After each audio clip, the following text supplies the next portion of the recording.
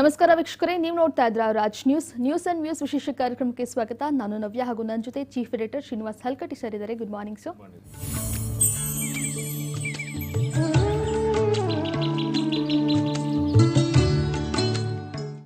ವೀಕ್ಷಕರೇ, ಎಂದಿನಂತೆ ಇವತ್ತು ಕೂಡ ರಾಜ್ಯಮಟ್ಟದ ದಿನಪತ್ರಿಕೆಗಳಲ್ಲಿ ಯಾವೆಲ್ಲ ಪ್ರಮುಖವಾದಂತಹ ಸುದ್ದಿಗಳನ್ನು ಪ್ರಕಟ ಮಾಡಿದ್ದಾರೆ ಮತ್ತು ಯಾವ ಆಂಗಲ್ ಅಲ್ಲಿ ಸುದ್ದಿಗಳನ್ನು ಕೊಟ್ಟಿದ್ದಾರೆ ಎಲ್ಲ ಒಂದು ವಿಜಯವಾಣಿ ಇರ್ಬೋದು, ಉದಯವಾಣಿ ಹಾಗೂ ಸಂಯುಕ್ತ ಕರ್ನಾಟಕ, ಕನ್ನಡಪ್ರಭ, ಪ್ರಜಾವಾಣಿ ಎಲ್ಲ ಪೇಪರಲ್ಲೂ ಕೂಡ ಯಾವೆಲ್ಲ ಸುದ್ದಿಗಳನ್ನು ಪ್ರಮುಖವಾಗಿ ಪ್ರಕಟ ಮಾಡಿದ್ದಾರೆ, ಹೆಡ್ಲೈನ್ಸ್ ಅಲ್ಲಿ ಯಾವೆಲ್ಲ ವಿಚಾರಗಳಿದೆ, ಇನ್ಸೈಡ್ ಸ್ಟೋರಿಯಲ್ಲಿ ಯಾವೆಲ್ಲ ವಿಚಾರಗಳನ್ನು ಕೊಟ್ಟಿದ್ದಾರೆ ಅನ್ನೋದ್ರ ಬಗ್ಗೆ ವಿಶ್ಲೇಷಣೆಯನ್ನ ಮಾಡ್ತಾ ಹೋಗ್ತೀವಿ.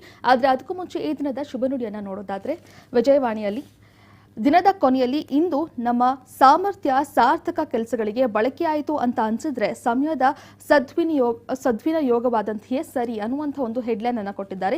ಪ್ರತಿದಿನದಲ್ಲಿ ಕೂಡ ನಾವು ಮಾಡುವಂತಹ ಕೆಲಸಗಳು ನಮಗೆ ಸಾರ್ಥಕತೆಯನ್ನ ತಂದುಕೊಟ್ರೆ ಆ ಒಂದು ದಿನ ನಮಗೆ ನಿಜವಾಗ್ಲೂ ಕೂಡ ಉಪಯೋಗ ಆಯಿತು ಆ ದಿನ ಅನ್ನುವಂಥ ಒಂದು ಸಾರ್ಥಕ ನಮಗೆ ಸಿಗುತ್ತೆ ಅನ್ನುವಂಥ ಒಂದು ಹೆಡ್ಲೈನ್ ಅನ್ನು ಕೊಟ್ಟಿದ್ದಾರೆ. ಇನ್ನು ಅಂತೆಯೇ ನಾವು ಎಲ್ಲ ದಿನಪತ್ರಿಕೆಗಳಲ್ಲಿ ಪ್ರಮುಖವಾಗಿ ನೋಡೋದಾದ್ರೆ ನಿನ್ನೆಯಷ್ಟೇ ನಡೆದಂತಹ ರಾಷ್ಟ್ರಪತಿ ಎಲೆಕ್ಷನ್ ಆ ಒಂದು ವಿಚಾರದ ಬಗ್ಗೆ ಹೆಡ್ಲೈನ್ ಕೊಟ್ಟಿದ್ದಾರೆ.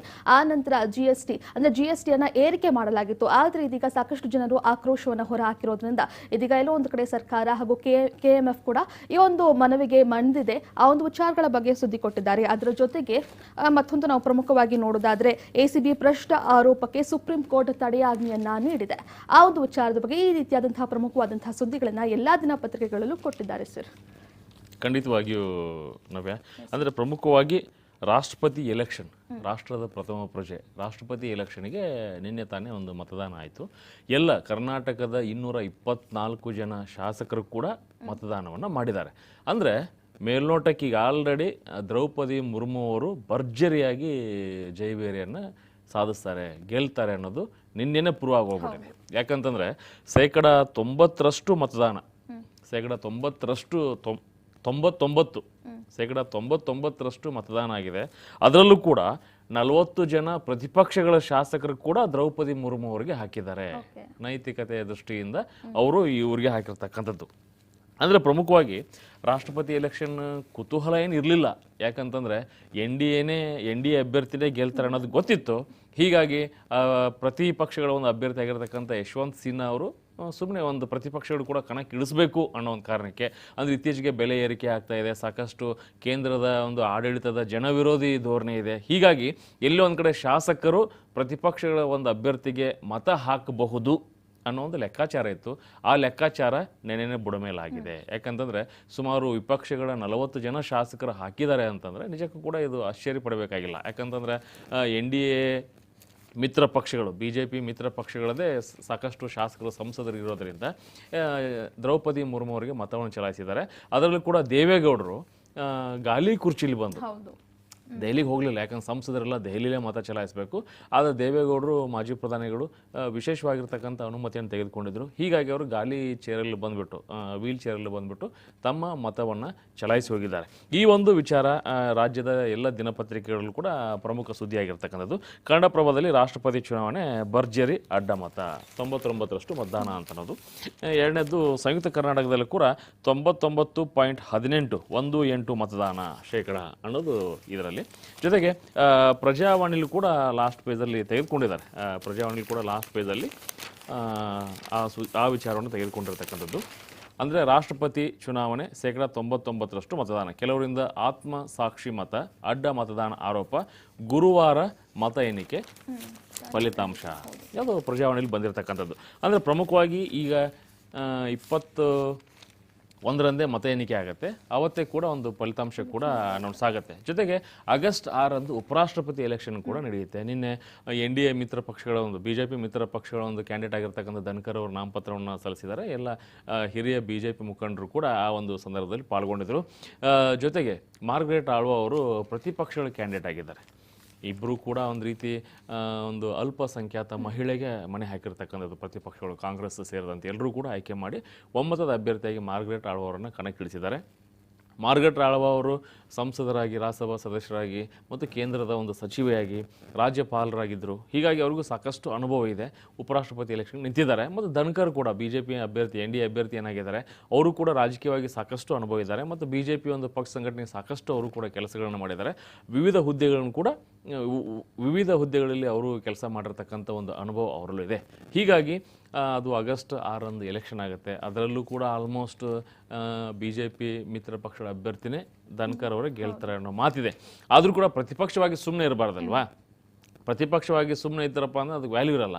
ಅಂದರೆ ಪ್ರತಿಪಕ್ಷಗಳು ಸೈಲೆಂಟ್ ಆಗಿಬಿಟ್ಟಿದ್ದಾವೆ, ಪ್ರತಿಪಕ್ಷಗಳು ಶಕ್ತಿಯನ್ನು ಕಳ್ಕೊಂಡ್ಬಿಟ್ಟಿದ್ದಾವೆ, ಪ್ರತಿಪಕ್ಷಗಳಿಗೆ ಒಂದು ಇಮೇಜ್ ಇಲ್ಲ ಅನ್ನೋದು ಮಾತು ಬರುತ್ತೆ. ಹೀಗಾಗಿ ಒಂದು ಸ್ವಾಭಿಮಾನಕ್ಕಾದರೂ ಆಗಿರಲಿ ಅಥವಾ ನಾವು ಕ್ಯಾಂಡಿಡೇಟ್ ಹಾಕಿದ್ದೀವಿ ಅನ್ನೋದಕ್ಕಾದರೂ ಆಗಿರಲಿ ಕ್ಯಾಂಡಿಡೇಟ್ಗಳನ್ನ ಹಾಕಬೇಕಾಗತ್ತೆ. ಅದೊಂದು ರೀತಿ ರಾಷ್ಟ್ರಪತಿ ಎಲೆಕ್ಷನ್ ಕೂಡ ಅದೇ ರೀತಿ ಮಾಡಿತ್ತು. ಅಂತಿಮವಾಗಿ ಇನ್ನೊಂದು 2 ದಿನ ಎಲೆಕ್ಷನ್ಗೆ ಮತದಾನಕ್ಕೆ ಬಾಕಿ ಇರಬೇಕು ಅನ್ನೋ ಅಷ್ಟರಲ್ಲಿ ಸಾಕಷ್ಟು ಒಂದು ಮಾತುಗಳು ಕೇಳಿಬಂತು. ಯಶವಂತ್ ಸಿನ್ಹಾ ಅವರು ಕಣದಿಂದ ಹಿಂದೆ ಸರಿಬೇಕು, ಅವ್ರ ಹಿಂದೆ ಸರಿದು ದ್ರೌಪದಿ ಮುರ್ಮು ಅವರಿಗೆ ಒಂದು ಅವಕಾಶವನ್ನು ಮಾಡಿಕೊಡ್ಬೇಕು ಅಂತೇಳಿ ಎಲ್ಲ ಕೇಳಿಬಂತು. ಆದರೂ ಕೂಡ ಯಶವಂತ್ ಸಿನ್ಹಾ ಅವರೇನು ಹಿಂದೆ ಹೋಗಲಿಲ್ಲ, ಕಣದಿಂದ ಹಿಂದೆ ಸರಲಿಲ್ಲ. ಆದರೂ ಇಲ್ಲಿ ಸುಮಾರು 40ರಷ್ಟು ಜನ ಒಂದು ಅಡ್ಡ ಮತದಾನ ಮಾಡಿದ್ದಾರೆ. ರಿಸಲ್ಟ್ ಬರುತ್ತೆ. ದ್ರೌಪದಿ ಮುರ್ಮು ಅವರು ದೇಶದ ನೂತನ ರಾಷ್ಟ್ರಪತಿಯಾಗಿ ಆಯ್ಕೆಯಾಗೋದ್ರಲ್ಲಿ ಯಾವುದೇ ಸಂಶಯ ಇಲ್ಲ ಅಂತ ಹೇಳ್ಬೋದು ನಾವೇ. ಸರ್, ಇನ್ನು ಅದೇ ವಿಚಾರವಾಗಿ ಎಲ್ಲ ಪೇಪರಲ್ಲೂ ಕೂಡ ಹೆಡ್ಲೈನ್ ಕೊಟ್ಟಿದ್ದಾರೆ. ಸೊ ಏನು ಹೆಡ್ಲೈನ್ ಕೊಟ್ಟಿದ್ದಾರೆ ಅಂತ ನೋಡೋದಾದ್ರೆ, ರಾಷ್ಟ್ರಪತಿ ಚುನಾವಣೆ ಸಂಪನ್ನ ಅನ್ನುವಂಥ ಒಂದು ಹೆಡ್ಲೈನನ್ನು ಕೊಟ್ಟಿದ್ದಾರೆ ವಿಜಯ ಕರ್ನಾಟಕದಲ್ಲಿ. ಆ ನಂತರ ವಿಜಯವಾಣಿಯಲ್ಲೂ ಕೂಡ 21ರಂದು ರಾಷ್ಟ್ರಪತಿ ಒಂದು ಫಲಿತಾಂಶ ಅನ್ನುವಂಥ ಒಂದು ಹೆಡ್ಲೈನ್ ಕೊಟ್ಟಿದ್ದಾರೆ. ಅದರ ಜೊತೆಗೆ ದ್ರೌಪದಿ ಮುರ್ಮಾಗೆ ಆತ್ಮಸಾಕ್ಷಿ ಮತ, 5 ರಾಜ್ಯಗಳಲ್ಲಿ ಶಾಸಕರಿಂದ ಅಡ್ಡ ಮತ ಅನ್ನುವಂಥ ಹೆಡ್ಲೈನನ್ನು ಕೂಡ ಕೊಟ್ಟಿದ್ದಾರೆ. ನೆಕ್ಸ್ಟ್ ನಾವು ನೋಡೋದಾದ್ರೆ ಸರ್, GST ಒಂದು ಏರಿಕೆ ಆಗುತ್ತೆ ಅಂತ ಮೊನ್ನೆ ಅಷ್ಟೇ ಸಾಕಷ್ಟು ಸುದ್ದಿಗಳಾಗಿತ್ತು. ಆದರೆ ಇದೀಗ GSTಗೆ ಸಾಕಷ್ಟು ವಿರೋಧ ಒಂದು ವ್ಯಕ್ತ ಆಗ್ತಿತ್ತು, ಜನ ಆಕ್ರೋಶ ಕೂಡ ಸಾಕಷ್ಟು ಮಾಡ್ತಾ ಇದ್ರು. ಆ ಒಂದು ವಿಚಾರವಾಗಿ ಎಲ್ಲ ಹೆಡ್ಲೈನ್ ಕೊಟ್ಟಿದ್ದಾರೆ. ಮೊಸರು ಮಜ್ಜಿಗೆ ಲಸಿ ದರ ಹೆಚ್ಚಳಕ್ಕೆ ರಾಜ್ಯಾದ್ಯಂತ ತೀವ್ರ ವಿರೋಧ, ಮುಖ್ಯಮಂತ್ರಿ ಬೊಮ್ಮಾಯಿ ಸೂಚನೆ ಬಳಿಕ ತುಸು ಬೆಲೆ ಇಳಿಸಿದಂಥ KMF, GSTಗೆ ಜನ ಆಕ್ರೋಶ ಅನ್ನುವಂಥ ಒಂದು ಹೆಡ್ಲೈನ್ ಕೊಟ್ಟಿದ್ದಾರೆ. ಇನ್ನು ವಿಜಯವಾಣಿಯಲ್ಲೂ ಕೂಡ ಆಹಾರ ಧಾನ್ಯಗಳಿಗಿಲ್ಲ GST, ಕೇಂದ್ರೀಯ ಪರೋಕ್ಷ ತೆರಿಗೆ ಸೀಮೆ ಸುಂಕ ಮಂಡಳಿ ಸ್ಪಷ್ಟನೆಯನ್ನ ಮಾಡಿದೆ. ಸೊ ಎಸ್ಸಿನ GST ವಿಚಾರವಾಗಿ ಕೂಡ ಒಂದು ಮುಖ್ಯವಾದಂತಹ ವಿಚಾರಗಳನ್ನ ಹೆಡ್ಲೈನ್ ಅಲ್ಲೇ ಕೊಟ್ಟಿದ್ದಾರೆ. ಹಾಲಿನ ಉತ್ಪನ್ನಗಳ, ಮೊಸರು, ಮಜ್ಜಿಗೆ, ಸಿಹಿ ಲಸ್ಸಿ ಉತ್ಪನ್ನಗಳ ಮೇಲೆ ಸರಕು ಮತ್ತು ಸೇವೆ ತೆರಿಗೆ ವಿಧಿಸಿರುವುದಕ್ಕೆ ಸಾರ್ವಜನಿಕವಾಗಿ ಭಾರಿ ವಿರೋಧ ವ್ಯಕ್ತವಾಗಿತ್ತು. ಈ ಹಿನ್ನೆಲೆ ಕರ್ನಾಟಕ ಸಹಕಾರಿ ಹಾಲು ಉತ್ಪಾದಕ ಮಹಾಮಂಡಳಿ ನಿಯಮವು ಇದೀಗ ಒಂದಿಷ್ಟು ದರವನ್ನ ಕಡಿಮೆ ಮಾಡೋದಕ್ಕೆ ಮುಂದಾಗಿದೆ. ಎಲ್ಲೊಂದು ಕಡೆ ಸಾಕಷ್ಟು ಒಂದು ಆಕ್ರೋಶವನ್ನು ಹೊರಹಾಕಿದ್ರು. ಸತತ ಬೆಲೆ ಏರಿಕೆಯಿಂದ ಒಂದು ಕಡೆ ದಿನನಿತ್ಯ ಬಳಕೆ ಮಾಡುವಂತಹ ಅಡಿಗೆ ಅನಿಲ ಇಂದ ಹಿಡಿದು ಪ್ರತಿನಿತ್ಯ ಪೆಟ್ರೋಲ್, ಡೀಸೆಲ್ ಈ ಒಂದು ಬೆಲೆಗಳ ಏರಿಕೆ ಕೂಡ ಪ್ರತಿನಿತ್ಯ ಸರ್ಕಾರ ಮಾಡ್ತಾ ಇತ್ತು. ಆದರೆ ಮತ್ತೆ ಇದೀಗ ಎಲ್ಲ ವಿಚಾರಗಳಲ್ಲಿ ಅಂದ್ರೆ ದಿನನಿತ್ಯ ಬಳಸುವಂತಹ ವಸ್ತುಗಳ ಮೇಲೆ ಬೆಲೆ ಏರಿಕೆಯನ್ನ ಮಾಡೋದು ನಿಜವಾಗ್ಲೂ ಸಾಕಷ್ಟು ಹೊಡೆತ ಬೀಳ್ತಾ ಇತ್ತು ಸಾರ್ವಜನಿಕರ ಮೇಲೆ ಅನ್ನುವಂತಹ ವಿಚಾರವಾಗಿ ಸಾಕಷ್ಟು ಆಕ್ರೋಶ ಕೂಡ ವ್ಯಕ್ತವಾಗಿತ್ತು. ಆ ಒಂದು ವಿಚಾರಕ್ಕೆ ಇದೀಗ ಸರ್ಕಾರ ಕೂಡ ಒಂದು ಮನ್ನಣೆಯನ್ನ ಮಾಡಿದೆ. ಮತ್ತೆ ಈ ಒಂದು ಮನವಿಗೆ ಕೂಡ ಸ್ವಲ್ಪ ಒಂದಷ್ಟು ಒಲವನ್ನ ಕೂಡ ತೋರಿಸಿರೋದ ರೀತಿ ಕಾಣ್ತಾ ಇದೆ. ಆ ನಿಟ್ಟಿನಲ್ಲಿ ಇದೀಗ KMF ಕೂಡ ಸ್ವಲ್ಪ ದರನ ಇಳಿಕೆ ಮಾಡುವಂತ ವಿಚಾರಗಳ ಬಗ್ಗೆ ಕೊಟ್ಟಿದ್ದಾರೆ. ಖಂಡಿತವಾಗಿಯೂ ನಾವೇ ಎಲ್ಲ ಪತ್ರಿಕೆಗಳಲ್ಲೂ ಕೂಡ ಆ ಒಂದು ವಿಚಾರ ಪ್ರಸ್ತಾಪ ಆಗಿರತಕ್ಕಂಥದ್ದು. ಅದು ವಿಜಯವಾಣಿ ಆಗಿರ್ಬೋದು, ವಿಜಯ ಕರ್ನಾಟಕ ಆಗಿರ್ಬೋದು, ಉದಯವಾಣಿ ಆಗಿರ್ಬೋದು, ಕನ್ನಡಪ್ರಭ, ಸಂಯುಕ್ತ ಕರ್ನಾಟಕ ಮತ್ತು ಪ್ರಜಾವಾಣಿ ಸೇರಿದಂತೆ ವಿಶ್ವವಾಣಿ ಸೇರಿದಂತೆ ಎಲ್ಲ ಒಂದು ಪ್ರಮುಖ ಪತ್ರಿಕೆಗಳಲ್ಲೂ ಕೂಡ GST ವಿಚಾರ ಪ್ರಸ್ತಾಪ ಆಗಿದೆ. ಅಂದರೆ ಜನಾಕ್ರೋಶ ವ್ಯಕ್ತವಾಗಿದೆ ಅನ್ನೋದು. ಅಂದ್ರೆ ನೀವು ಅಗತ್ಯ ವಸ್ತುಗಳಿಗೂ ಕೂಡ GST ಹಾಕಿದರೆ ಜನರು ಏನು ಮಾಡಬೇಕು ಅಂತ, ಈಗ ಮಧ್ಯಮ ವರ್ಗ ಮತ್ತು ಕೆಳಸ್ತರದ ಜನರು ಏನು ಮಾಡಬೇಕು ಅನ್ನೋದು. ಈಗ ದಿನನಿತ್ಯ ಬಳಕೆ ಆಗ್ತಕ್ಕಂಥ ಹಾಲಿಗೂ ನೀವು GST ಹಾಕ್ತೀರಾ, ಮೊಸರಿಗೆ GST ಹಾಕ್ತೀರಾ, ಮಜ್ಜಿಗೆಗೆ GST ಹಾಕ್ತೀರಾ, ಲಸ್ಸಿಗೆ GST ಹಾಕ್ತೀರಾ, ಅಕ್ಕಿಗೆ GST ಹಾಕ್ತೀರಾ, ಅಡುಗೆ ಬಳಸ್ತಕ್ಕಂಥ ಆಯಿಲಿಗೆ ನೀವು GST ಹಾಕ್ತೀರಾ. ಈ ಥರ ಮಾಡ್ತಾ ಹೋದರೆ ಏನಾಗಬಹುದು ಅಂತ. ಅದಕ್ಕೆ ಈ ಎಲ್ಲದಕ್ಕೂ ಕೂಡ ಯಾವಾಗ GST ಜಾಸ್ತಿ ಆಯಿತೋ, ಜಾಸ್ತಿ ಆದ ತಕ್ಷಣ ಒಂದು ರಾಜಕೀಯ ವಲಯದಲ್ಲಾಗಿರ್ಬೋದು, ಸಾರ್ವಜನಿಕ ವಲಯದಲ್ಲಾಗಿರ್ಬೋದು, ದೇಶಾದ್ಯಂತ ಬಹಳ ಒಂದು ಆಕ್ರೋಶ ವ್ಯಕ್ತವಾಯಿತು. ಅಂದರೆ ನೀನು ನೋಡಿ, ರಾಜ್ಯಸಭೆ ಮತ್ತು ಸಂಸತ್ ಕಲಾಪ ಆರಂಭ ಆಗಿದೆ. ಸಂಸತ್ ಕಲಾಪ ಆರಂಭ ಆದರೂ ಕೂಡ ರಾಜ್ಯಸಭೆ ಮತ್ತು ಲೋಕಸಭೆಯಲ್ಲೂ ಕೂಡ ಪ್ರತಿಪಕ್ಷಗಳು ಇದೇ ವಿಚಾರಕ್ಕೆ ಅವಕಾಶ ಮಾಡಿಕೊಡ್ಬೇಕು. ಆರಂಭ ಆದ ತಕ್ಷಣ ಧರಣಿ ಮಾಡಿದ್ದಾರೆ. ಅಂದರೆ ಸಾಕಷ್ಟು ಬೆಲೆ ಏರಿಕೆಯಿಂದ ಈಗ ಆಲ್ರೆಡಿ ತತ್ತರಿಸಿ ಹೋಗಿದ್ದಾರೆ ದೇಶದ ಜನ. ಮತ್ತೆ ನೀವು GST ಮೇಲೆ ಜಾಸ್ತಿ ಏರಿಸ್ತಾನೆ, GSTನ ಜಾಸ್ತಿ ನೀವು ಏರಿಸ್ತಾ ಹೋದರೆ ದಿನದಿಂದ ದಿನಕ್ಕೆ ನೀವು ಜನರ ಮೇಲೆ ಬರೆ ಹಾಕ್ತಾ ಇದ್ದೀರಾ, ದರ ಏರಿಕೆ ಒಂದು ಬರೆ ಹಾಕ್ತಾ ಇದ್ದೀರಾ ಅನ್ನೋ ಒಂದು ಕಾರಣಕ್ಕೆ ಸಾಕಷ್ಟು ಆಕ್ರೋಶವನ್ನು ವ್ಯಕ್ತಪಡಿಸಿದ್ದಾರೆ. GST ದರವನ್ನು ಹೇಗೆ ನೀವು ಏರಿಕೆ ಮಾಡಿದ್ರಿ, GST ದರ ಮೊದಲು ಹೇಗಿತ್ತು, ಮೊದಲೆಲ್ಲ ಯಾವ್ಯಾವ ರೀತಿಯಲ್ಲಿತ್ತು, ಹಿಂದಿನ ಸರ್ಕಾರಗಳಲ್ಲಿ ದರ ಏರಿಕೆಗಳು ಯಾವಾಗಿತ್ತು, ತೆರಿಗೆ ಯಾವಾಗ ಜಾಸ್ತಿ ಮಾಡ್ತಾಯಿದ್ರು, ಇವಾಗ ನೀವು ಇನ್ಕಮ್ ಟ್ಯಾಕ್ಸ್ ಕೂಡ ಇದೆ ಮತ್ತು GST ಕೂಡ ಇದೆ, ಸಾಕಷ್ಟು ತೆರಿಗೆಗಳ ರೂಪದಲ್ಲಿ ಹಣವನ್ನು ವಸೂಲಿ ಮಾಡ್ತಾ ಇದ್ರಿ. ಇದರ ಬಗ್ಗೆನೇ ಚರ್ಚೆಗೆ ಅವಕಾಶ ಕೊಡಬೇಕು ಅನ್ನುವಂಥ ಪಟ್ಟನ್ನು ಪ್ರತಿಪಕ್ಷಗಳು ರಾಜ್ಯಸಭೆ ಮತ್ತು ಲೋಕಸಭೆಯಲ್ಲಿ ಇಟ್ಟಿದ್ವು. ಹೀಗಾಗಿ ನಿನ್ನೆ ರಾಜ್ಯಸಭೆ ಕಲಾಪನೂ ನಡೆಯಲಿಲ್ಲ, ಸಂಸತ್ ಕಲಾಪವೂ ಕೂಡ ನಡೆಯಲಿಲ್ಲ. ಅಂದರೆ ಈ ಒಂದು ಧರಣಿಗಾಗಿನೇ ಎರಡು ಉಭಯ ಸದನಗಳ ಕಲಾಪ ಹಾಳಾಗಿ ಹೋಯಿತು ಅಂತ ಅನ್ನೋದು. ಮತ್ತು ರಾಜ್ಯದಲ್ಲೂ ಕೂಡ ಪ್ರತಿಪಕ್ಷಗಳ ನಾಯಕರು ಸಾಕಷ್ಟು ಆಕ್ರೋಶವನ್ನು, ಸಾಕಷ್ಟು ಹೇಳಿಕೆಯನ್ನು ಕೊಟ್ಟಿದ್ದಾರೆ. BJP ಕೆಲವೊಂದು ವಿಧಾನ ಪರಿಷತ್ ಸದಸ್ಯರಾಗಿರ್ಬೋದು, ಮುಖ್ಯಮಂತ್ರಿಗಳಾಗಿರ್ಬೋದು, ಇದನ್ನು ಸಮರ್ಥನೆಯನ್ನು ಮಾಡ್ಕೊಂಡಿದ್ದಾರೆ. ಅಂದರೆ ಏಕಾಏಕಿ ಮೊಸರು ಮಜ್ಜಿಗೆ ಇಂಥದ್ದೆಲ್ಲ ಜಾಸ್ತಿ ಆದ ತಕ್ಷಣ ಮುಖ್ಯಮಂತ್ರಿಗಳು ಒಂದು ಸ್ಟೇಟ್ಮೆಂಟನ್ನು ಕೊಟ್ಟಿದ್ದಾರೆ. ಅಂದರೆ ಅವರು ದರ ಏರಿಸ್ತಕ್ಕಂಥ ಅವಶ್ಯಕತೆ ಇರಲಿಲ್ಲ. ಅಂದರೆ ಯಾವುದೇ ಒಂದು ಯಾವ ವಸ್ತುಗಳ ಮೇಲೆ GST ಜಾಸ್ತಿ ಮಾಡಿದ್ದಾರೆ ಆ ವಸ್ತುಗಳ ದರವನ್ನು ಏರಿಸ್ತಕ್ಕಂಥ ಅವಶ್ಯಕತೆ ಇಲ್ಲ ಅನ್ನೋ ಒಂದು ಮಾತನ್ನು ಮುಖ್ಯಮಂತ್ರಿಗಳು ಹೇಳಿದ್ದಾರೆ. ಯಾಕಂತಂದರೆ ನೀವು GST ವಿಧಿಸ್ತೀರಿ ಅಂತಂದರೆ ಅದೇ ರೇಟಿಗೆ ನೀವು ಮಾರಾಟ ಮಾಡಿ GSTಯನ್ನು ವಾಪಸ್ ನೀವು ಮರುಪಾವತಿ ಮಾಡ್ಕೋಬಹುದು. GSTಯನ್ನು ಯಾರೇ ಒಂದು ವ್ಯಾಪಾರಸ್ಥರು GST ಹಾಕಿದರೆ ಅದನ್ನು ಮತ್ತೆ ಸರ್ಕಾರಕ್ಕೆ ಏನೆಲ್ಲ ದಾಖಲೆಗಳಿದೆ ಅದನ್ನು ಸಬ್ಮಿಟ್ ಮಾಡ್ಕೊಂಬಿಟ್ಟು ಮತ್ತೆ ಆ GSTಯನ್ನು ವಾಪಸ್ ತಮ್ಮ ಖಾತೆಗೆ ತರಿಸ್ಕೋಬೋದು ಆ ಹಣವನ್ನು. ಅದಕ್ಕೆಲ್ಲ ಅವಕಾಶ ಇದೆ. ಹೀಗಾಗಿ GST ಬಗ್ಗೆ ತಲೆ ಕೆಡಿಸ್ಕೊಳ್ಳೋದು ಬೇಡ ಅಂತಲೂ ಹೇಳಿದ್ದಾರೆ. ಜೊತೆಗೆ KMF ಕೂಡ ಒಂದು ಸೂಚನೆ ಕೂಡ ಕೊಟ್ಟಿದ್ದಾರೆ, ನೀವು ದರ ಏರಿಕೆಯನ್ನು ಕಡಿಮೆ ಮಾಡಿ ಅಂತೇಳಿ. ಹೀಗಾಗಿ ದರ ಏರಿಕೆ ಕೂಡ ಕಡಿಮೆ ಆಗಿದೆ. ಅದೇನೇ ಇರಲಿ, ಸಾಕಷ್ಟು ಒಂದು ಅಗತ್ಯ ವಸ್ತುಗಳಿಗೆ ಈ ರೀತಿ ಪದೇ ಪದೇ GSTಯನ್ನು ಏರಿಸ್ತಾ ಹೋಗೋದು, ಇನ್ನೊಂದು ಟ್ಯಾಕ್ಸನ್ನು ಹಾಕೋದು, ಆ ಎಲ್ಲ ಹಣ ಎಲ್ಲಿ ಹೋಗುತ್ತೆ? ಈಗ ನಾವೇ ಏನಾಗಿದೆ, ದೇಶದಲ್ಲಿ ಇಂಥ ಒಂದು ಅಭಿವೃದ್ಧಿ ಯೋಜನೆ ಆಗಿದೆ, ಇಂಥ ಒಂದು ನಮ್ಮ ದೇಶ ಹೆಸರು ಮಾಡ್ತಾ ಇದೆ, ಅದನ್ನು ಮಾಡ್ತಾ ಇದೆ, ಇದನ್ನು ಮಾಡ್ತಾ ಇದೆ ಅನ್ನೋದ್ರ ಬಗ್ಗೆ ಚರ್ಚೆಗಳೇ ಆಗ್ತಾ ಇಲ್ಲ. ಚರ್ಚೆಗಳು ಎದ್ರ ಬಗ್ಗೆ ಆಗ್ತಾ ಇದೆ? ಅಲ್ಲಿ ಕೋಮುಗಲಭೆ ಆಗ್ತಾ ಇದೆ. ಇಲ್ಲಿ ಪೆಟ್ರೋಲ್ ದರ ಏರಿಕೆ ಆಯಿತು, ಡೀಸೆಲ್ ದರ ಏರಿಕೆ ಆಯಿತು, ಇದ್ರ ಮೇಲೆ GST ಹಾಕಿದ್ರು, ಅದ್ರ ಮೇಲೆ GST ಹಾಕಿದ್ರು. ನೋಡಿ, ಅಕ್ಕಿ ಮೇಲೆಲ್ಲ GST ಹಾಕಿದ್ರು ಅನ್ನೋದಕ್ಕೆ ಆಕ್ರೋಶವಾಗ್ತಾ ಇತ್ತು. ಅದಕ್ಕೊಂದು ಪಾಯಿಂಟನ್ನು ಹಾಕಿದ್ರು, ಏನು 25 kg ಮೇಲೆ ಮೂಟೆಗಳು ಬರ್ತಾವಲ್ಲ, 25 kg ಮೇಲೆ ಯಾರು ಖರೀದಿ ಮಾಡ್ತೀರಿ ಅದಕ್ಕೆ GST ಇಲ್ಲ. 1 kg ತೆಗೆದುಕೊಂಡ್ರೆ GST ಇದೆ, 2 kg ತೆಗೆದುಕೊಂಡ್ರೆ GST ಇದೆ. ಇಲ್ಲೇ 25 kg ತೊಗೊಳೋದು ಯಾರು? ವ್ಯಾಪಾರಸ್ಥರು, ಕುಟುಂಬಸ್ಥರು. ಇಬ್ಬರು ಗಂಡ ಹೆಂಡತಿ ಇರೋರು 25 kg 30 kg ಮೂಟೆಗಳನ್ನು ತೊಗೊಳಿಕ್ಕಾಗತ್ತಾ? ಆಗೋದಿಲ್ಲ. ಈಗ ಆಯಿಲ್ 25 kg ಕ್ಯಾನ್ ತೊಗೊಂಡ್ರೆ, ಲೀಟರ್ದು ಏನಾದರೂ ತೊಗೊಂಡ್ರೆ ಅದಕ್ಕೆ GST ಇಲ್ಲ. 25 kg ಆಯಿಲ್ ತಂದು ಮನೇಲಿ ಇಟ್ಕೊಳ್ಳಿಕ್ಕಾಗತ್ತಾ? ಆಹಾರ ಧಾನ್ಯಗಳು, ಬೇಳೆಕಾಳುಗಳನ್ನ 25 kg ತಂದು ಮನೇಲಿ ಇಟ್ಕೊಳ್ಳಿಕ್ಕಾಗತ್ತಾ? ಅಂದರೆ ಇಲ್ಲಿ 25 kg ಮೇಲೆ ಯಾರು ತೆಗೆದುಕೊಳ್ತಾರೆ? ಹಿಟ್ಟಾಗಿರ್ಬೋದು, ಆಹಾರ ಧಾನ್ಯಗಳಾಗಿರ್ಬೋದು, ದ್ವಿದಳ ಧಾನ್ಯಗಳಾಗಿರ್ಬೋದು, ಅದರ ಮೇಲೆ GST ಇಲ್ಲ. ಅದ್ರ ಒಳಗಡೆ ನೀವು ತೆಗೆದುಕೊಂಡ್ರೆ GST ಇದೆ. ಅಂದರೆ ಇಂಥ ವಿಚಾರಗಳ ಬಗ್ಗೆ ಮಾತ್ರ ಚರ್ಚೆ ಆಗ್ತಾ ಇದೆ. ಅಲ್ಲಿ ಅದು ಆಯಿತು, ಗಲಾಟೆ ಆಯಿತು, ಇಲ್ಲಿ ಇದು ಆಯಿತು, ಅಲ್ಲಿ ಮಳೆ ಬಂತು ಅನ್ನೋದು, ಮಳೆಗೆ ಇಷ್ಟು ಹಾನಿ ಆಯಿತು. ಆದರೆ ಇದ್ರ ಬಗ್ಗೆ ಒಂದು ಸರ್ಕಾರ ಇಂಥ ಯೋಜನೆಯನ್ನು ಜಾರಿ ಮಾಡಿದೆ, ಅದರಿಂದ ಇಷ್ಟು ಕೋಟಿ ಜನಕ್ಕೆ ಹೆಲ್ಪ್ ಆಗಿದೆ, ಅಷ್ಟು ಕೋಟಿ ಜನಕ್ಕೆ ಹೆಲ್ಪ್ ಆಗಿದೆ, ದೇಶ ಇದರಲ್ಲಿ ಶೈನ್ ಆಗ್ತಾ ಇದೆ. ಅಂದರೆ ಇಂಥ ವಿಚಾರಗಳು ಪ್ರಸ್ತಾಪ ಆಗ್ತಾ ಇಲ್ಲ. ಕೇವಲ ದರ ಇದು ಯಾಕೆ ಈ ಥರ ಪ್ರಸ್ತಾಪ ಆಗ್ತಿದೆಯೋ, ಯಾಕೆ ಈ ಥರ ದರಗಳನ್ನ ಪದೇ ಏರಿಸ್ತಾ ಇದ್ದಾರೆ? ಯಾಕಂತಂದರೆ ಅಕ್ಕಪಕ್ಕ ದೇಶಗಳಲ್ಲಿ, ಇಡೀ ದೇಶದಲ್ಲಿ, ಇಡೀ ಜಗತ್ತಲ್ಲಿ ಇವಾಗ ಆರ್ಥಿಕ ಸಂಕಷ್ಟವನ್ನು ಎದುರಿಸ್ತಕ್ಕಂಥ ದೇಶಗಳ ಸಂಖ್ಯೆ ಜಾಸ್ತಿ ಆಗಿದೆ. ಆ ದೇಶಗಳ ಒಂದು ಸ್ಥಿತಿಗತಿಗಳನ್ನಾದರೂ ನಮ್ಮ ದೇಶದ ಆರ್ಥಿಕ ತಜ್ಞರು ನೋಡಬೇಕು, ಹಣಕಾಸು ಸಚಿವರು ನೋಡಬೇಕು.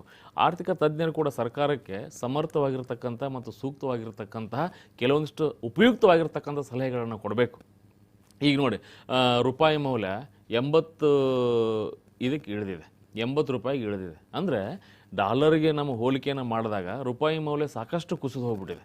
ನೀವು $1 ನಾವು 80 ರೂಪಾಯಿ ಪೇ ಮಾಡಬೇಕು. 50 ರೂಪಾಯಿ ಇತ್ತು, 60 ರೂಪಾಯಿ ಇತ್ತು, 70 ರೂಪಾಯಿ ಇತ್ತು, 72 ರೂಪಾಯಿ ಇತ್ತು, ಇದೀಗ 80 ರೂಪಾಯಿಗೆ ಬಂದಿದೆ ಅಂತಂದರೆ ಇದು ಕೂಡ ನಿಜಕ್ಕೂ ಇದು ನಮ್ಮ ಆರ್ಥಿಕ ಸ್ಥಿತಿ, ದೇಶದ ಆರ್ಥಿಕ ಸ್ಥಿತಿ ಯಾವ ಕಡೆ ಸಾಗ್ತಾ ಇದೆ ಅಂತ ಅನ್ನೋದ್ರ ಬಗ್ಗೆ ಸಾಕಷ್ಟು ಯೋಚನೆ ಮಾಡಬೇಕಾಗಿದೆ. ಈ ಒಂದು ವಿಚಾರ ಎಲ್ಲ ದಿನಪತ್ರಿಕೆಗಳಲ್ಲೂ ಹೈಲೈಟ್ ಆಗಿರ್ತಕ್ಕಂಥದ್ದು. ನಾವು ಜಯವಾಣಿ ಪೇಪರಲ್ಲಿ ಹೆಡ್ಲೈನ್ ಏನು ಕೊಟ್ಟಿದ್ದಾರೆ ಅಂತ ನೋಡೋದಾದ್ರೆ, ಪರಿಸರ ಸೂಕ್ಷ್ಮ ವಲಯ ಅಧಿಸೂಚನೆಗೆ ರಾಜ್ಯ ತೀವ್ರ ವಿರೋಧ, ಸಂಪುಟ ನಿರ್ಣಯ, ದೆಹಲಿಗೆ ನಿಯೋಗ, ಕಾನೂನು ಸಮರ, ಪಶ್ಚಿಮ ಘಟ್ಟ ತ್ರಿವಿಧ ಹೋರಾಟ ಅನ್ನುವಂಥ ಒಂದು ಹೆಡ್ಲೈನ್ ಅನ್ನು ಕೊಟ್ಟಿದ್ದಾರೆ. ಅಂತೆಯೇ ಉದಯವಾಣಿಯಲ್ಲೂ ಕೂಡ ಹೋರಾಟಕ್ಕೆ ಸಜ್ಜು, ಪಶ್ಚಿಮ ಘಟ್ಟ ಪರಿಸರ ಸೂಕ್ಷ್ಮ ಕೇಂದ್ರ ಅಧಿಸೂಚನೆಗೆ ಆಕ್ಷೇಪ, ಹೋರಾಟಕ್ಕೆ ಮಲೆನಾಡು ಕರಾವಳಿ ಮುಖಂಡರ ತೀರ್ಮಾನ ಅನ್ನುವಂಥ ಒಂದು ಹೆಡ್ಲೈನ್ ಅನ್ನು ಕೊಟ್ಟಿದ್ದಾರೆ. ಪಶ್ಚಿಮ ಘಟ್ಟ ಸೂಕ್ಷ್ಮ ವಲಯದ ಬಗ್ಗೆ ಕೇಂದ್ರ ಪರಿಸರ ಸಚಿವಾಲಯ ಹೊರಡಿಸಿರುವಂತಹ ಅಧಿಸೂಚನೆ ವಿರುದ್ಧ ಇದೀಗ ಕಾನೂನಿನ ಹೋರಾಟ ನಡೆಸೋದಕ್ಕೆ ಮಲೆನಾಡು ಹಾಗೂ ಕರಾವಳಿ ಪ್ರದೇಶದ ಸಚಿವರು ಹಾಗೂ ಶಾಸಕರು ನಿರ್ಧಾರವನ್ನ ಮಾಡಿದ್ದಾರೆ. ಯಾಕಾಗಿ ಈ ಒಂದು ವಿರೋಧವನ್ನ ಮಾಡ್ತಿದ್ದಾರೆ, ಹೋರಾಟವನ್ನ ಮಾಡೋಕೆ ಸಿದ್ಧ ಆಗಿದ್ದಾರೆ ಅಂತ ನೋಡೋದಾದ್ರೆ, ಕಸ್ತೂರಿ ರಂಗನ್ ವರದಿ ಜಾರಿಯಿಂದ ಮಲೆನಾಡು ಭಾಗದ ಕಾಡಿನಲ್ಲಿ ವಾಸವಾಗಿರುವಂತಹ ಜನರನ್ನ ಒಕ್ಕಲೆಬ್ಬಿಸಲಾಗುತ್ತೆ. ಹೀಗಾಗಿ ಅವರು ನೆಲೆಯನ್ನ ಕಳೆದುಕೊಳ್ಳಬೇಕಾಗುವಂತಹ ಪರಿಸ್ಥಿತಿ ಕೂಡ ನಿರ್ಮಾಣವಾಗುತ್ತೆ. ಶತಮಾನಗಳಿಂದ ರೈತರು ಅರಣ್ಯ ಇಲಾಖೆಯ ವ್ಯಾಪ್ತಿಯ ಜಮೀನಿನಲ್ಲಿ ಕೃಷಿಯನ್ನ ಮಾಡಿಕೊಂಡು ಜೀವನವನ್ನ ನಡೆಸುತ್ತಿದ್ದಾರೆ. ಈ ವರದಿ ಜಾರಿಯಾದರೆ ಅವರು ಜಮೀನು ಕಳೆದುಕೊಂಡು ನಿರ್ಗತಿಕರಾಗಬೇಕಾದಂತಹ ಪರಿಸ್ಥಿತಿ ನಿರ್ಮಾಣವಾಗುತ್ತೆ. ಅಲ್ಲದೆ ಮಲೆನಾಡು ಭಾಗದ ಹಳ್ಳಿಗಳಲ್ಲಿ ಯಾವುದೇ ರೀತಿ ಅಭಿವೃದ್ಧಿ ಕಾಮಗಾರಿಗಳನ್ನ ಕೈಗೊಳ್ಳಲು ಅವಕಾಶವೂ ಕೂಡ ದೊರೆಯೋದಿಲ್ಲ. ರಸ್ತೆ ನಿರ್ಮಾಣ ಇರಬಹುದು, ಗ್ರಾಮಗಳಿಗೆ ವಿದ್ಯುತ್ ಸಂಪರ್ಕ ಕಲ್ಪಿಸುವುದು, ಕುಡಿಯೋ ನೀರಿನ ಬೋರ್ವೆಲ್ಗಳನ್ನು ತೆರೆಯೋದು ಸೇರಿದಂತೆ ಯಾವುದೇ ಒಂದು ಹೊಸದಂತಹ ಅವಕಾಶಗಳು ಕೂಡ ಈ ಒಂದು ಭಾಗದಲ್ಲಿ ಈ ಒಂದು ವರದಿ ಜಾರಿ ಆದರೆ ಸಿಗೋದಿಲ್ಲ. ಹಾಗಾಗಿ ಇದೀಗ ಸಾಕಷ್ಟು ಒಂದು ವಿರೋಧವನ್ನು ವ್ಯಕ್ತಪಡಿಸಿದ್ದಾರೆ. ಅಂತೆಯೇ ಇದೀಗ ಹೋರಾಟವನ್ನ ಮಾಡೋದಕ್ಕೂ ಕೂಡ ಇದೀಗ ಮಲೆನಾಡು ಹಾಗೂ ಕರಾವಳಿ ಭಾಗದ ಜನರು ಹಾಗೂ ಶಾಸಕರು ಅಧಿಕಾರಿಗಳು ನಿರ್ಧಾರ ಆಗಿರುವಂತದ್ದು. ಖಂಡಿತವಾಗಿಯೂ ನವ್ಯ, ಯಾಕಂದ್ರೆ ಸೂಕ್ಷ್ಮ ವಲಯಕ್ಕೆ ವಿರೋಧ, 25ಕ್ಕೆ ಕೇಂದ್ರಕ್ಕೆ ನಿಯೋಗ ಅನ್ನೋದು ಎಲ್ಲ ಒಂದು ಪತ್ರಿಕೆಗಳಲ್ಲಿ ಕೂಡ ಪ್ರಸ್ತಾಪ ಆಗಿರತಕ್ಕಂಥದ್ದು. ಅಂದರೆ ಪ್ರಮುಖವಾಗಿ ಕಸ್ತೂರಿ ರಂಗನ್ ವರದಿ ವಿರುದ್ಧ ಕಾನೂನು ಸಮರ ಮಾಡೋ ನಿಟ್ಟಿನಲ್ಲಿ ಒಂದು ದಿಟ್ಟ ಹೆಜ್ಜೆಯನ್ನು ಇಡಬೇಕು ಅನ್ನೋದ್ರ ಬಗ್ಗೆ ನಿನ್ನೆ ಒಂದು ಸಭೆಯನ್ನು ಮಾಡಿದ್ದಾರೆ. ಅಂದರೆ ಕರಾವಳಿ ಭಾಗದ ಶಾಸಕರು ಮತ್ತು ಮಲೆನಾಡು ಭಾಗದ ಶಾಸಕರು, ಅಂದರೆ ಪಶ್ಚಿಮ ಘಟ್ಟದ ವ್ಯಾಪ್ತಿಯಲ್ಲಿ ಯಾವ್ಯಾವ ಜಿಲ್ಲೆಗಳು ಬರುತ್ತೆ ಆ ಎಲ್ಲ ಜಿಲ್ಲೆಯ ತಾಲೂಕಿನ ಎಲ್ಲ ಶಾಸಕರು ಒಂದು ಸಭೆಯನ್ನು ಕರೆದಿದ್ರು. ಆ ಸಭೆ ಅಧ್ಯಕ್ಷತೆಯನ್ನು ಗೃಹ ಸಚಿವ ಆರಗ ಜ್ಞಾನೇಂದ್ರ ವಹಿಸಿದ್ರು. ಮುಖ್ಯಮಂತ್ರಿಗಳು ಕೂಡ ಒಂದು ಸಭೆಯಲ್ಲಿ ಪಾಲ್ಗೊಂಡಿದ್ರು. ಅದು ಪ್ರಮುಖವಾಗಿ ಯಾಕೆ ಕಸ್ತೂರಿ ರಂಗನ್ ವರದಿಯನ್ನು ವಿರೋಧ ಮಾಡ್ತಾರೆ ಅಂತಂದರೆ, ಪ್ರಮುಖವಾಗಿ ಸುಮಾರಲ್ಲಿ ಆ ಭಾಗದಲ್ಲಿ ಈ ಒಂದು ಪಶ್ಚಿಮ ಘಟ್ಟದ ವ್ಯಾಪ್ತಿ ಅಂತ ಏನು ಹೇಳ್ತಾರೆ ಆ ವ್ಯಾಪ್ತಿಯಲ್ಲಿ ಒಂದು ವರದಿಯನ್ನು ಕೊಟ್ಟಿದ್ದಾರೆ. ಇಸ್ರೋದ ಮಾಜಿ ಅಧ್ಯಕ್ಷ ಆಗಿರ್ತಕ್ಕಂಥ ಕಸ್ತೂರಿ ರಂಗನ್ ಅವರು ಒಂದು ವರದಿಯನ್ನು ಕೊಟ್ಟಿದ್ದಾರೆ ಕೇಂದ್ರಕ್ಕೆ. ಆ ವರದಿ ಪ್ರಕಾರ ಸುಮಾರು 1500 ಹಳ್ಳಿಗಳು ಆ ಒಂದು ವ್ಯಾಪ್ತಿಯಲ್ಲಿರುತ್ತೆ. ಸುಮಾರು 21,000 ಚದರ, ಅಂದರೆ 21,000 ಚದರಡಿ ಚದರ ಕಿಲೋಮೀಟರ್ ಅರಣ್ಯ ಪ್ರದೇಶ ಕೂಡ ಆ ಒಂದು ವರದಿಯಲ್ಲಿ ಬರುತ್ತೆ. ಅಂದರೆ ನಿಮಗೆ 1500 ಹಳ್ಳಿಗಳು ಮತ್ತು 21,000 ಚದರ ಕಿಲೋಮೀಟರ್ ಅರಣ್ಯ ಪ್ರದೇಶ, ಇದು ಬಹಳ ಸೂಕ್ಷ್ಮ ವಲಯವಾಗುತ್ತೆ. ಅಂದರೆ ಈ ಭಾಗದಲ್ಲಿ ನೀವು ಯಾವುದೇ ಅಭಿವೃದ್ಧಿ ಚಟುವಟಿಕೆಗಳನ್ನು ಕೈಗೊಳ್ಳೋ ಹಾಗಿಲ್ಲ. ಒಂದು ಮರದ ಟೊಂಗೆಯನ್ನು ಕೂಡ ಮುರಿಯೋ ಹಾಗಿಲ್ಲ. ನೀವು ಒಂದು ಮರದಲ್ಲಿ ಒಂದು ಏನೋ ಹಣ್ಣಾಗಿದೆ ಅಂದರೆ ಕಿತ್ಕೊಳ್ಳೋ ಹಾಗಿಲ್ಲ. ಯಾವುದೇ ಒಂದು ಅಭಿವೃದ್ಧಿ ಒಂದು ರಸ್ತೆ, ಈಗ ಹಳ್ಳಿಗಳು 1500 ಹಳ್ಳಿಗಳಿದಾವೆ, ಒಂದು ರಸ್ತೆ ಬೇಡವಾ, ವಿದ್ಯುತ್ ಬೇಡವಾ, ಕುಡಿಯೋ ನೀರು ಬೇಡವಾ, ಶಾಲೆ ಬೇಡವಾ, ಅಂದರೆ ಎಲ್ಲ ಏನೂ ಮಾಡುವಾಗಿಲ್ಲ. ನೀವು ಫುಲ್ಲು ಟೈಟ್ ಆಗಿಬಿಡುತ್ತೆ ಆ ಭಾಗ. 21,000 ಚದರ ಕಿಲೋಮೀಟರ್ ಏನಿದೆ ಅರಣ್ಯ ಪ್ರದೇಶ ಫುಲ್ಲು ಟೈಟ್ ಆಗಿಬಿಡುತ್ತೆ. 1500 ಹಳ್ಳಿಗಳಲ್ಲಿ ನೀವು ಯಾವುದೇ ಅಭಿವೃದ್ಧಿ ಕಾರ್ಯಗಳನ್ನು ಕೂಡ ಕೈಗೊಳ್ಳೋ ಹಾಗಿಲ್ಲ. ಒಂದು ಶಾಲೆ ನಿರ್ಮಾಣ ಮಾಡಬೇಕು ಅಂದ್ರೆ ಆಗಲ್ಲ, ಒಂದು ರಸ್ತೆ ಮಾಡಬೇಕು ಅಂತಂದ್ರೆ ಆಗಲ್ಲ, ಒಂದು ಪೋಲ್ ಎಲೆಕ್ಟ್ರಿಕ್ ಕಂಬ ಹಾಕಬೇಕು ಅಂತಂದ್ರೆ ಕೂಡ ಅದಕ್ಕೂ ಪರ್ಮಿಷನ್ ಇರಲ್ಲ. ಅಂದರೆ ಈ ಎಲ್ಲ ಭಾಗ ಏನಾಗುತ್ತೆ, ಕೇಂದ್ರದ ಸುಪರ್ದಿಗೆ ಹೋಗುತ್ತೆ.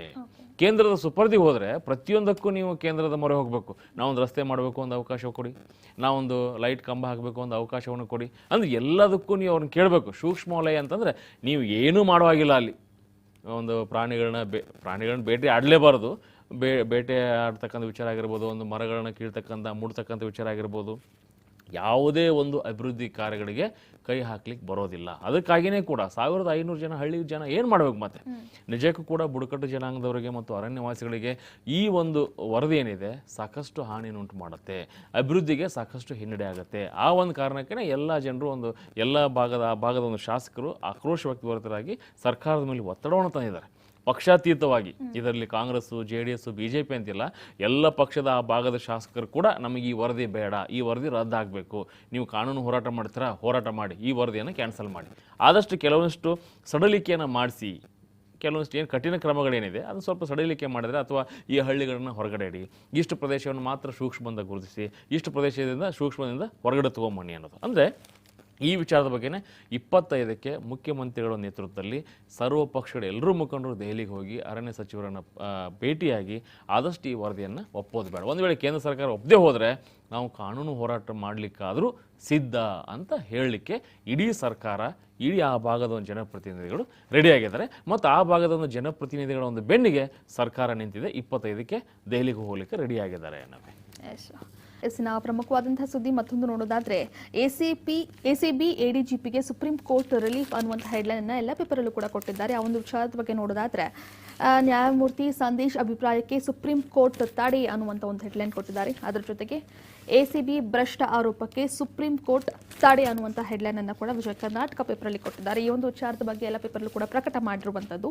ಎಸ್ಸಿನ ಕರ್ನಾಟಕದ ಭ್ರಷ್ಟಾಚಾರ ನಿಗ್ರಹ ದಳದ ADGP ಸೀಮಂತ್ ಕುಮಾರ್ ಸಿಂಗ್ಗೆ ಕೊಂಚ ನಿರಾಳ ಒದಗಿಸಿರುವಂತಹ ಸುಪ್ರೀಂ ಕೋರ್ಟ್ ಕರ್ನಾಟಕ ಹೈಕೋರ್ಟ್ನ ನ್ಯಾಯಮೂರ್ತಿ ಪ್ರಕರಣಕ್ಕಿಂತ ಇತರ ಸಂಗತಿಗಳ ಬಗ್ಗೆ ಹೆಚ್ಚು ಗಮನವನ್ನ ಕೇಂದ್ರೀಕರಿಸಿದ್ದಾರೆ ಎಂದು ಅಭಿಪ್ರಾಯವನ್ನ ಪಟ್ಟಿದೆ.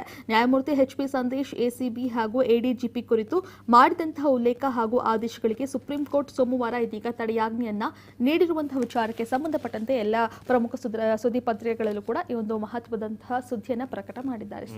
ನಮಗೆ ಪ್ರಮುಖವಾಗಿ ಹೈಕೋರ್ಟ್ ನ್ಯಾಯಮೂರ್ತಿ ಸಂದೇಶ್ ಅವರು ACB ಬಗ್ಗೆ ಒಂದು ಮಾತನ್ನು ಹೇಳಿದರು. ಅಂದರೆ ಇದು ವಸೂಲಿ ಕೇಂದ್ರವಾಗಿದೆ, ಅಂದರೆ ವಸೂಲಿ ಮಾಡ್ತಕ್ಕಂಥ ಕೇಂದ್ರ ಆಗಿದೆ ಬಿಟ್ರೆ ಸುಮ್ಮನೆ ನಾಮಕ ವಾಸ್ತೆ ಮಾತ್ರ ದಾಳಿ ಮಾಡುತ್ತೆ ಅನ್ನೋ ವಿಚಾರವನ್ನು ಪ್ರಸ್ತಾಪ ಮಾಡಿದರು. ಆದರೆ ಈ ಸಂಬಂಧಪಟ್ಟಂತೆ ಏನೆಲ್ಲ ಹೇಳಿಕೆಗಳನ್ನು ಕೋರ್ಟ್ ಹೇಳಿದೆ, ಏನೆಲ್ಲ ಒಂದು ಪ್ರಸ್ತಾಪವನ್ನು ಮಾಡಿದೆ, ಏನೆಲ್ಲ ಆರೋಪವನ್ನು ಮಾಡಿದೆ, ಆ ಎಲ್ಲ ಆರೋಪಗಳಿಗೂ ಕೂಡ ಸುಪ್ರೀಂ ಕೋರ್ಟ್ ಬ್ರೇಕ್ ಹಾಕಿದೆ ಅಂತ ಅನ್ನೋದು. ಹೀಗಾಗಿ ಹೈಕೋರ್ಟ್ ಆದೇಶಕ್ಕೆ ತಡೆ, ಎಸಿಬಿ ವಿರುದ್ಧ ವಿಚಾರಣಾ ಪ್ರಕ್ರಿಯೆ, ಸುಪ್ರೀಂ ಆದೇಶ, ಹೈಕೋರ್ಟ್ ಆದೇಶಕ್ಕೆ ತಡೆ, ಅರ್ಜಿ ವಿಚಾರಣೆ ಮುಂದೂಡಿಕೆ. ಅಂದರೆ ಏನೆಲ್ಲ ಹೇಳಿತ್ತು ಎಸಿಬಿ ಸಂಬಂಧಪಟ್ಟಂತೆ ಹೈಕೋರ್ಟ್ ಏನೆಲ್ಲ ಹೇಳಿತ್ತು ಆ ಎಲ್ಲ ವಿಚಾರಗಳಿಗೂ ಕೂಡ ಬ್ರೇಕ್ ಹಾಕಿರ್ತಕ್ಕಂಥದ್ದು. ಆ ಎಲ್ಲ ವಿಚಾರ ಎಲ್ಲ ಪತ್ರಿಕೆಗಳಲ್ಲೂ ಬಂದಿರತಕ್ಕಂಥದ್ದು. ಅಂದರೆ ಪ್ರಮುಖವಾಗಿ ಕನ್ನಡಪ್ರಭದಲ್ಲಿ ಒಂದು ವಿಶೇಷ ವರದಿ ಬಂದಿದೆ. ಅಂದರೆ ಈ ಅಕಾಲಿಕ ಮಳೆ ಏನಾಗಿದೆ, ಈ ಮಳೆಯಿಂದ ಅಂದರೆ 15 ದಿನಗಳಲ್ಲಿ ಸುರಿದಿರ್ತಕ್ಕಂಥ ಈ ಬಿರುಮಳೆಯಿಂದ 2175 ಹೆಕ್ಟರ್ ಭೂಮಿಯಲ್ಲಿ ಬೆಳೆದಿರ್ತಕ್ಕಂಥ ಬೆಳೆ ಹಾನಿಯಾಗಿದೆ. ಅದರಲ್ಲೂ ಪ್ರಮುಖವಾಗಿ 7 ಜಿಲ್ಲೆಗಳಲ್ಲಿ ಭತ್ತ, ಮೆಕ್ಕೆಜೋಳ, ಶೇಂಗಾ, ಅಲಸಂದೆ ಬೆಳೆ ಸಾಕಷ್ಟು ಹಾನಿಯಾಗಿದೆ. ಅಂದರೆ ಏನೆಲ್ಲ ಬೆಳೆ ಹಾನಿಯಾಗಿದೆ, ಆ ಹಾನಿಯಾಗಿರ್ತಕ್ಕಂಥದ್ದಕ್ಕೆ ಕೂಡಲೇ ಆ ರೈತರಿಗೆ ಪರಿಹಾರವನ್ನು ನೀಡ್ತೀವಿ, ಅವರವರ ಖಾತೆಗಳಿಗೆ ಬೆಳೆ ನಷ್ಟ ಪರಿಹಾರವನ್ನು ಕೂಡಲೇ ಹಾಕ್ತೀವಿ ಅನ್ನೋ ವಿಚಾರವನ್ನು ಕೂಡ ಕೃಷಿ ಇಲಾಖೆ ಅಧಿಕಾರಿಗಳು ಹೇಳಿದ್ದಾರೆ ಅನ್ನೋ ಒಂದು ವಿಚಾರವನ್ನು ಕೂಡ ಇವರು ಪ್ರಸ್ತಾಪ ಮಾಡಿದ್ದಾರೆ. ಅಂದರೆ ಮಳೆ ಇಳಿದರೂ ಕೂಡ ಪ್ರವಾಹ ಮಾತ್ರ ಇನ್ನೂ ಅದೇ ಸ್ಥಿತಿಯಲ್ಲಿದೆ ಅನ್ನೋದು. ಶಿರಾಡಿ ಬಳಿಕ ಈಗ ಚಾರ್ಮುಡಿ ಘಾಟ್ ಬಿರುಕು, ಶಿರಾಡಿ ಘಾಟ್ ಆಯಿತು, ಈಗ ಚಾರ್ಮುಡಿ ಘಾಟ್ ಕೂಡ ಬಿರುಮಳೆಯಿಂದ ಅದು ಬಿರುಕು ಬಿಟ್ಟಿದೆ ಅಂತಕ್ಕಂಥದ್ದು. ಅಂದರೆ ಈ ಮಳೆ ಏನಾಗಿದೆ ಸಿಕ್ಕಾಪಟ್ಟೆ, ಇದೇ ಮಳೆ ಇನ್ನೂ ಸ್ವಲ್ಪ ದಿನ ಮುಂದುವರೆದು ಬಿಟ್ರೆ ಭತ್ತ ಇನ್ನೂ ಹಾಳಾಗಿ ಹೋಗುತ್ತೆ. ಭತ್ತ ಹಾಳಾಗಿ ಹೋಗ್ಬಿಟ್ರೆ ಆಯ್ತಲ್ಲ. ಅಂದರೆ ರೈತನಿಗೆ ಏನೆಲ್ಲ ಒಂದು ರೀತಿ ಬರ ಬಂದು ರೈತ ನಷ್ಟ ಅನುಭವಿಸ್ತಾನೆ. ಒಂದು ರೀತಿ ವ್ಯಾಪಕವಾಗಿರ್ತಕ್ಕಂಥ ಅತಿವೃಷ್ಟಿಯಾಗಿ ಅನಾವೃಷ್ಟಿ ಆದರೂ ಕೂಡ ರೈತನಿಗೆ ಏಟು ಬೀಳುತ್ತೆ, ಅತಿವೃಷ್ಟಿ ಆದರೂ ಕೂಡ ರೈತನಿಗೆ ಏಟು ಬೀಳುತ್ತೆ. ಆದರೆ ಅತಿವೃಷ್ಟಿ ಮತ್ತು ಅನಾವೃಷ್ಟಿ ಆದಾಗಲೂ ಕೂಡ ಸರ್ಕಾರ ರೈತನ ಒಂದು ಬೆನ್ನಿಗೆ ನಿಂತ್ಕೋಬೇಕು ಅನ್ನೋದು. ಹೀಗಾಗಿ ಒಂದು 2175 ಹೆಕ್ಟರ್ ಬೆಳೆ ಹಾನಿಯಾಗಿದೆ ಅಂತಂದರೆ ನಿಜಕ್ಕೂ ಕೂಡ ಬಹಳ ಒಂದು ವಿಷಾದದ ಸಂಗತಿ ಅಂತ ಹೇಳ್ಬೋದು. ಕೂಡಲೇ ಸರ್ಕಾರ ಯಾರು ನಷ್ಟ ಅನುಭವಿಸಿದ್ದಾರೆ ರೈತರು, ಆ ರೈತರಿಗೆ ಸಮರೋಪಾದಿಯಲ್ಲಿ ಪರಿಹಾರ ಕೊಡಬೇಕು ಅನ್ನೋದು ರಾಜ್ ನ್ಯೂಸ್ನ ಒಂದು ಕಳಕಳಿ ಅಂತ ಹೇಳ್ಬೋದು. ನೋಡಿದ್ರಲ್ಲ ವೀಕ್ಷಕರೇ, ಪ್ರಮುಖವಾದಂತಹ ಸುದ್ದಿಗಳನ್ನು ಯಾವ್ಯಾವ ಪೇಪರಲ್ಲಿ ಯಾವ ರೀತಿಯಾದಂತಹ ಹೆಡ್ಲೈನ್ ಅನ್ನು ಕೊಟ್ಟಿದ್ದಾರೆ ಅಂತ. ಇದಾಗಿತ್ತು ಈ ದಿನದ ನ್ಯೂಸ್ ಅಂಡ್ ನ್ಯೂಸ್. ನೋಡ್ತಾ ಇರಿ ರಾಜ್ ನ್ಯೂಸ್, ಇದು ಕನ್ನಡಿಗರ ಧ್ವನಿ.